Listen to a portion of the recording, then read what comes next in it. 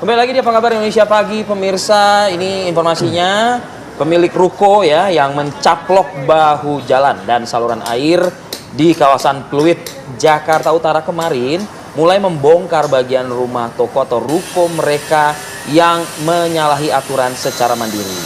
Pembongkaran dilakukan setelah pada hari Rabu lalu Satuan Polisi Pamong Praja setempat membongkar bangunan yang melanggar aturan secara paksa. Ya, betul. Ternyata petugas Satpol PP hanya melakukan pembongkaran paksa sekitar 80% saja dari total bagian ruko yang menyalahi aturan. Sisanya para pemilik ruko diberikan kesempatan untuk secara sadar dan mandiri melanjutkan pembongkaran bangunan. Dan pada saat pembongkaran ini juga sebetulnya pada saat Satpol PP melakukan pembongkaran, ini sempat terjadi aksi demonstrasi juga bagi para pekerja di lokasi karena mereka jadi tidak bisa bekerja begitu. Dan ini juga sempat menjadi heboh begitu ya, dan menimbulkan tentunya kemacetan beberapa hari yang lalu. Oke, menjadi perhatian kenapa? Karena kalau dikatakan nanti kenapa wilayahnya sering banjir, gitu, ya kan? Ya. Nah, dan lain sebagainya, begitu. Ya wajar, karena di atas saluran tuh ada dapur ternyata, ya kan? Nah, Mas Nirwono Yoga. Ya. Pengamat atau pakar tata kota sudah hadir di tengah-tengah kita. Terima kasih. Sama-sama Mas Nirwono sudah hadir. Ya. Agak geleng-geleng sih memang. Ya. Kalau di atas saluran pembuangan ternyata ada tempat memasak Ya. atau tempat berjualan. Ya. Tempat tinggal juga ada.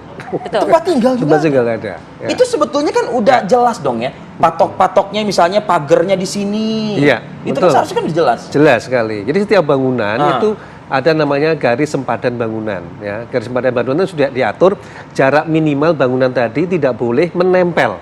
Nah, itu menempel kan bisa Atau di atas. atau apalagi di atas, menempel aja nggak boleh, apalagi kalau di atas, mau berupa bahu jalan, mau berupa saluran air, atau berupa ruang terbuka hijau, itu semuanya sudah diatur ya. Undang-undang juga sudah ada, PP juga sudah ada, Perda pun semuanya sudah lengkap.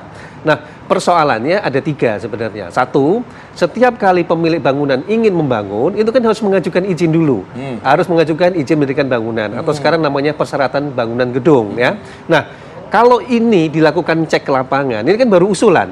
Kalau usulannya sudah ada indikasi pelanggaran, harusnya nggak keluar ini. Cek lapangan itu buat apa? Lihat dicek, kan digambar. Nah, Jadi ada pengajuan. ada pengajuan gambar.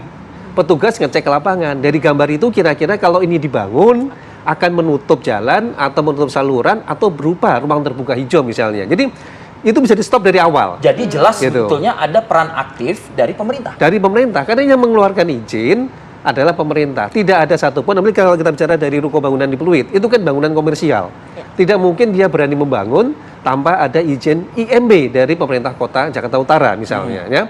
Nah, IMB ini tidak akan keluar sebenarnya kalau dari awal dilakukan cek lapangan melanggar. 1 itu. Kedua, kalau masih nekat umpamanya, kemudian tetap membangun, itu pun bisa disegel dari awal, belum jadi bangunan ya.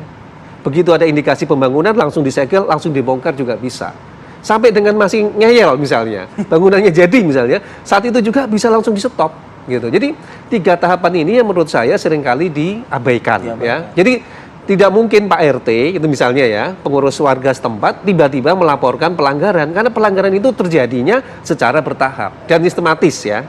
Karena apa? IMB dikeluarkan oleh pemerintah daerah, tidak mungkin IMB keluar oleh warga misalnya, apalagi pengurus RT RW, tidak punya kewenangan itu. 1. Kedua, bangunan itu kan muncul tidak dalam waktu singkat, ada tahapan, ada bulanan, bahkan ada sampai dengan tahunan bangunan kalau bangunannya besar. Dan itu terlihat mata, warga juga melihat. Jadi, nah ini menurut saya menjadi pembelajaran dari kasus ruko bangunan di Pluit ini. Saya yakin ya, kalau Pemda DKI hari ini buka hotline laporan pelanggaran, akan masuk ratusan bahkan ribuan pelanggaran terjadi secara sistematis di wilayah DKI Jakarta. Entah itu di bahu jalan, entah itu di saluran, dan atau di lahan Dari ruang pengamatan hijau. Mas Nirwono, Ya.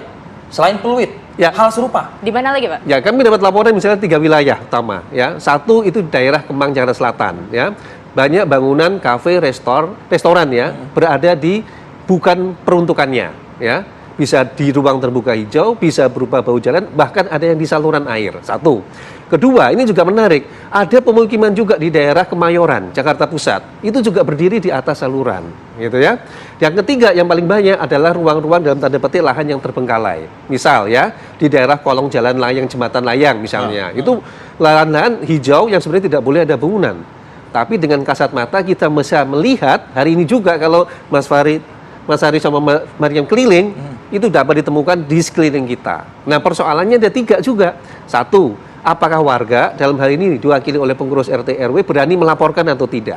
Ya kan? Karena tadi Pak RT yang di Pluit aja langsung didemo oleh pemilik bangunan. Ya. Itu kan tidak mudah karena memang ya sedikitnya atau terancam juga kan ya, sebetulnya mereka ini yang mengadu nasib atau berdagang UMKM di situ. Betul sekali, betul. Itu satu kan. Yang kedua yang tidak kalah penting adalah apakah aparat kelurahan misalnya setiap hari keliling daerahnya enggak? Karena kan yang tahu wilayah persis itu pelanggaran kan pihak kelurahan. Pilihan terkecilnya kelurahan. Kalau dia keliling setiap kelurahan, dia akan mudah melewat mana RT RW yang terjadi pelanggaran pemukimannya misalnya atau bangunannya gitu kan. Yang ketiga, sosialisasi ya. Sosialisasi ini kunci bahwa mereka tahu berdiri di atas ruang yang tidak boleh atau tidak. Kalau jalan orang kasat mata mudah lihat. Saluran air misalnya ketutup itu juga mudah terlihat misalnya. Jadi ini hal-hal yang setiap hari sering kita lihat, tapi mohon maaf ini sering kita abaikan. Ya. Sayangnya kalau sudah viral baru kita bertindak. Gitu. Ini menurut saya juga bukan contoh yang bagus kalau semuanya diviralkan misalnya kan. Gitu. Pembelajarannya di situ sebenarnya. Nah, tapi ini kan nasi sudah menjadi bubur nih Pak istilahnya ya. Sudah banyak yang dibangun. Apalagi tadi Bapak sudah mengatakan ada ratusan lebih mungkin bangunan yang tidak hanya Pluit tidak hanya Pluit, di Kemang dan lain sebagainya ya Pak ya. Tapi langkah selanjutnya yang bisa ditindaklanjuti seperti apa? Apakah sekarang warga bisa berbondong-bondong melaporkan mereka yang melanggar atau seperti apa nih Pak? Kalau ini kan karena menjadi viral, oke ditindaklanjutkan. Tapi yang lain ini gimana nih Pak? Betul. Jadi sebenarnya gini, ada 3 ya. Masa rumah orang harus dibongkar, dia harus pindah gitu Mbak? Nah, itu betul. Seperti yang di Kemayoran. Ya betul. Kalau itu jadi patokan, maka harus dibuat prioritas. Ya, tidak mungkin dari dalam satu saat ya ada ribuan pelanggaran ditertibkan. Nah, prioritas ini ditentukan oleh siapa? Satu, oleh masalah bencana. Kalau daerahnya memang penyebab banjir, tadi mempunyai bangunan di saluran air, maka tidak ada pilihan kan. Apalagi ini musim kemarau, sebelum musim hujan datang, ini kan saat paling bagus untuk menata.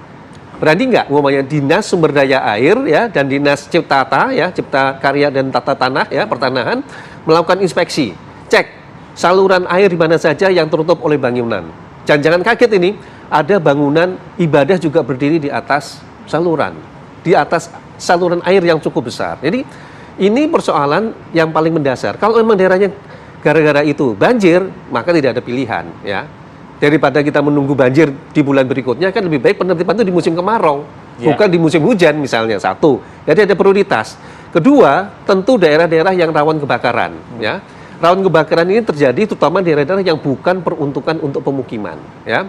Kita sering melihat bangunan di bawah kolong jalan layang misalnya, padahal daerah situ sangat tidak layak huni dan rawan kebakaran. Ini kan daerah yang menurut kita harusnya dicegah gitu. Yang ketiga tadi, sudah tahu ini bau jalan untuk pedestrian, untuk pejalan kaki, masih ditutup oleh bangunan. Ini kan hal sehari-hari yang harusnya juga menjadi perhatian warga. Penjajah ya berarti. Mencaplok ya. Ya tuh. Jadi ini hal yang menurut saya perlu. Karena satu sisi ada haknya seseorang di situ. Ya. Tapi dikatakan sini ya saya juga berhak juga di situ. Betul. Dan sini aturan yang harus ditegakkan. Itulah gunanya aturan ditegakkan kan. Betul. Karena kalau tidak, semua ruang publik nanti dianggapnya menjadi milik masyarakat. Namanya ruang publik kan, semua berhak begitu. Padahal ada aturan mana ruang publik yang tidak boleh diokupasi oleh privat, mana ruang publik yang benar-benar digunakan untuk kepentingan publik. Jaza sudah ada regulasi. Betul. Ada, Mbak. Dan Banyak loh, sudah ada ya, Pak ya? Ada, Mbak. Banyak. Ada regulatornya. Ada operatornya. Betul. Seharusnya itu berperan semua. Sangat berperan. Artinya kalau itu digerakkan, mulai dari tingkat RT RW ya untuk melaporkan atau dibalik. Pihak kelurahan yang keliling melakukan sidak misalnya, maka dengan mudah kita akan mengikuti pelanggaran. Terpikir nggak oleh Mas Nirwono? Ya. Itu Pak RT, ya, kira-kira sampai harus melakukan hal yang viral seperti itu,